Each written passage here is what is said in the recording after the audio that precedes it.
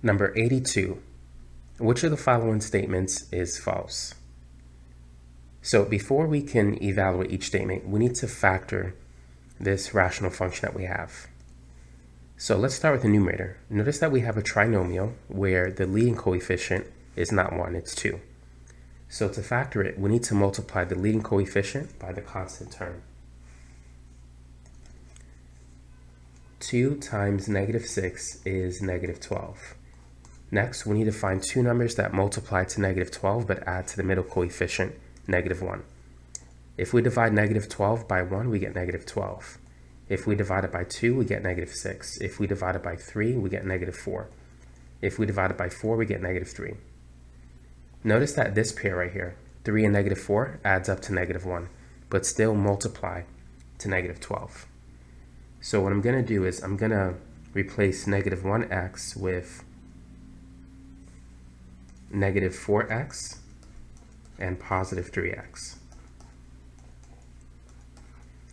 So now what we can do is we could factor by grouping. Notice that the ratio of the coefficients in the first two terms is the same as the last two. -4 divided by 2 is -2. -6 divided by 3 is -2. When you see that, you could factor by grouping. So let's take out the GCF in the first two terms. That's going to be 2x. 2x squared divided by 2x is x. -4x divided by 2x is -2. Now, if we take out the GCF in the last two terms, 3x divided by 3 is x, -6 divided by 3 is -2. So next, we could factor out an x minus 2.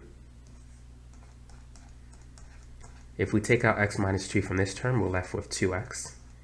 And if we factor it out of the second term, we're left with +3.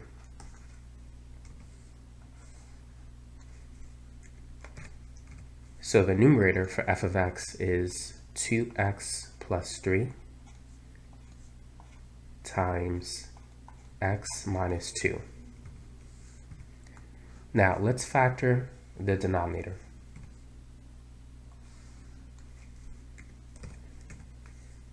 Notice that we have a polynomial with 4 terms, and the ratio of the coefficients of the first two terms is the same ratio of the coefficients of the last two terms. For instance, -3 divided by 1 is -3, 12 divided by -4 is -3. So because the ratio is the same, we could factor by grouping. Let's take out the GCF in the first two terms. That's going to be x squared. X cubed divided by x squared is x. -3x squared divided by x squared, that's going to be -3. Now, the GCF for the last two terms, we're going to take out -4. -4x divided by -4 is x. +12 divided by -4 is -3. So now we could factor out an x minus 3. If we take out x minus 3 from this term, we're left with x squared. If we factor out here, we're left with -4. Now, x squared minus 4, we have the difference of two squares. The square root of x squared is x, the square root of 4 is 2, so we could factor it as x plus 2, x minus 2.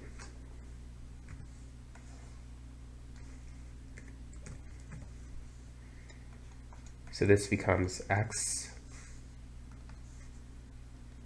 minus 3, x plus 2, x minus 2, and then plus 7 on the outside. So now that f of x is fully factored, we can go ahead and answer or determine which statement is false. So looking at answer choice A, f of x has a removable discontinuity at x equals 2. Is that true or false? Notice that the x minus 2 factor can be canceled. So therefore, x minus 2 cannot equal 0, which means x cannot equal 2.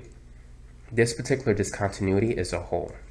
A hole is a removable discontinuity, which means that this statement is true. We're looking for the false statement, so that's not the answer we're looking for. Now for answer choice B, f of x has a non-removable discontinuity at x equals 3. Is that true or false? So notice that we have an x minus 3 factor in the denominator. Since we can't have a 0 in the denominator, x minus 3 cannot equal 0, which means x can equal 3. So this is a type of discontinuity. However, unlike x minus 2, it can't be canceled. So this type of discontinuity is associated with a vertical asymptote. Specifically, it's an infinite discontinuity. Infinite discontinuities are non-removable. So this is a true statement. Now answer choice C, f of x has a vertical asymptote at x equals negative 2. So we have another factor that can't equal 0. If we subtract 2 from both sides, we get that x cannot equal negative 2. Both of these are vertical asymptotes, and they're both infinite discontinuities. So C is the true statement. This is an f of x does have a vertical asymptote at x equal negative 2. Now, what about answer choice D? F of x has a horizontal asymptote at y equals 0. Is that true or false? Well, what is the limit as x approaches infinity of f of x? If we get a constant number for this, then we do get a horizontal asymptote. So if we look at this part here, as x goes to infinity, what happens to that rational function? Notice that it's bottom heavy.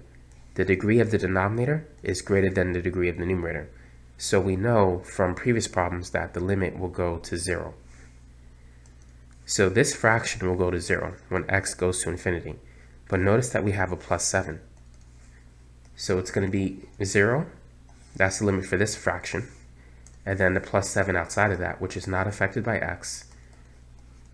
So it approaches 7.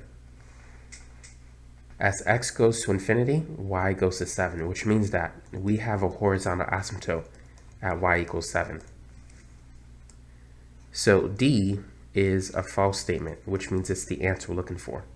Now, if this 7 wasn't here, this would be a true statement.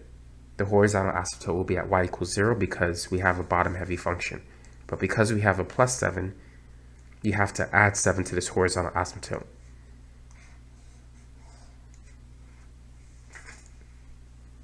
Now, what about answer choice E?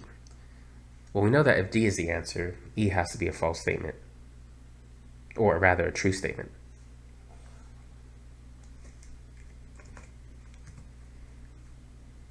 So the limit as x approaches 2 of f of x, well, we could cancel x minus 2. So what we have left over is 2x plus 3 over x minus 3 times x plus 2. At this point, we could use direct substitution to evaluate the limit. So it's 2 times 2 plus 3 over 2 minus 3 times 2 plus 2. 2 times 2 is 4 plus 3, that's 7. 2 minus 3 is negative 1. 2 plus 2 is 4. Negative 1 times 4 is 4. So we get negative 7 over 4. Now, we can't forget about this plus 7 on the outside. I need to add that here. I almost forgot about that. Good thing this was a multiple choice problem. So we need to add negative 7 over 4. That's what we get from this rational function, and then plus 7. And now, 7, we could write it as 7 over 1. And to get common denominators, we can multiply the top and bottom by 4 over 4. 7 times 4 is 28. So 28 over 4 is equal to 7. Negative 7 plus 28, or 28 minus 7, is 21. So we do get 21 over 4, which means that answer choice E is the true statement.